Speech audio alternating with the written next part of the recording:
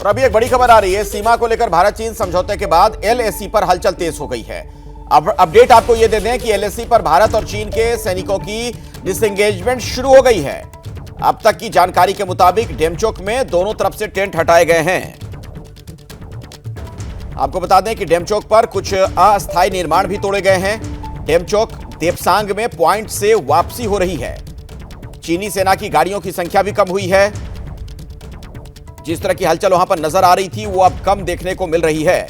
डेमचौक पर कुछ अस्थायी निर्माण जो बना दिए गए थे, जो वहां पर इस तरीके के कंस्ट्रक्शन किए गए थे, वो तोड़े गए हैं। चीनी सेना की गाड़ियों की संख्या भी कम हुई है, जो जानकारी मिल रही है। यानी पीएलए और भारतीय सेना के बीच बातचीत भी हुई एलएसी पर आज, और हॉटलाइन पर दोनों देशों के कमांडरों ने बात की है।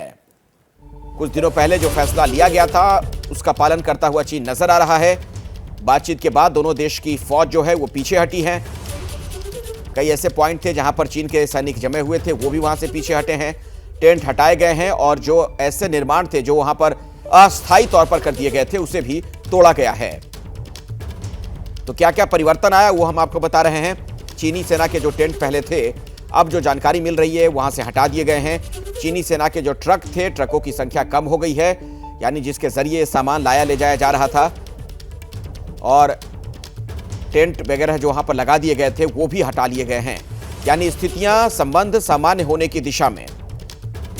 तो भारत के प्रधानमंत्री की जिस तरीके से मुलाकात हुई चीन के राष्ट्रपति से, आप देख रहे हैं किस तरीके से वहां पर सीमा पर खास तौर पर स्थितियां अब सामान्य होती नजर आ रही हैं। एलएसी पर डेमचौक में दोनों तरफ से जो खबर हमें मिल रही है, सैनिकों की संख्या कम की जा रही है। इसके अलावा जो वहां पर गाड़ियां थीं, ट्रक खास तौर पर चीन की तरफ नजर आ रहे थे, उनकी संख्या कम हुई है। तो डेमचौक हो, देपसांग हो, दोनों ही पॉइंट से वापसी हो रही है।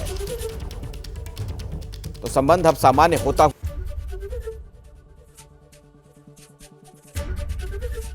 एबीपी गंगा, खबर आपकी, जुबान आपकी।